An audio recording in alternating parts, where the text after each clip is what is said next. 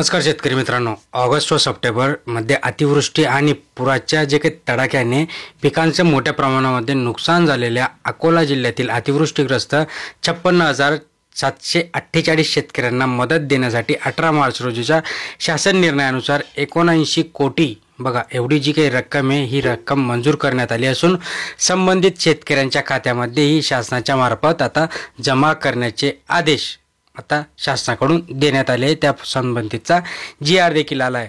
काय सांगतो GR याच्यानंतर जे काही उर्वरित जिल्हे आहेत त्यांच्या अकाउंटमध्ये देखील कधी पैसे येतील हे सविस्तर जाणण्याचा प्रयत्न करणार आहोत. शेवटपर्यंत बघा, लाईक करा, शेअर करा. बघा, अतिवृष्टीग्रस्त शेतकऱ्यांना याद्या आता शासनाच्या पंचनामा पोर्टलवर अपलोड करण्याचं काम शुक्रवार म्हणजे 21 मार्चपासून सर्व जिल्ह्यातील शेतकऱ्यांसाठी आता हे चालू करण्यात आले. फक्त काही या जिल्ह्यासाठी नाही तर जे काही पात्र जिल्हे आहेत त्यांच्या तहसील कार्यालयाच्या वतीने हे काम करण्यात आले.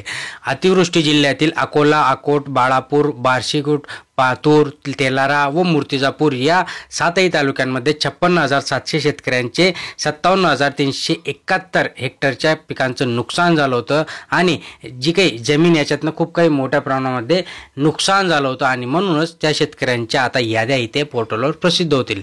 याच पार्श्वभूमीवर पिकांचं नुकसान झालेल्या शेतकऱ्यांना मदत वितरित करण्याचा निर्णय शासनाने महसूल विभागातर्फे 18 मार्च रोजी ऑलरेडी प्रसारित करण्यात आला आहे. त्यानुसार जे काही जिल्ह्यातील अतिवृष्ट 56,748 शेतकऱ्यांच्या पीक नुकसानीची मदत देण्यासाठी 79,48,51,000 रुपयांचा जो काही निधी आहे त्या निधीला मंजुरी दिली आहे. अतिवृष्टी पिकांचं नुकसान झालेल्या शेतकऱ्यांना शासनामार्फत मदत मंजूर करण्यात आलेली असून मदतीच्या रक्कम शेतकऱ्यांच्या खात्यामध्ये आता जमा करण्यात येणार आहे.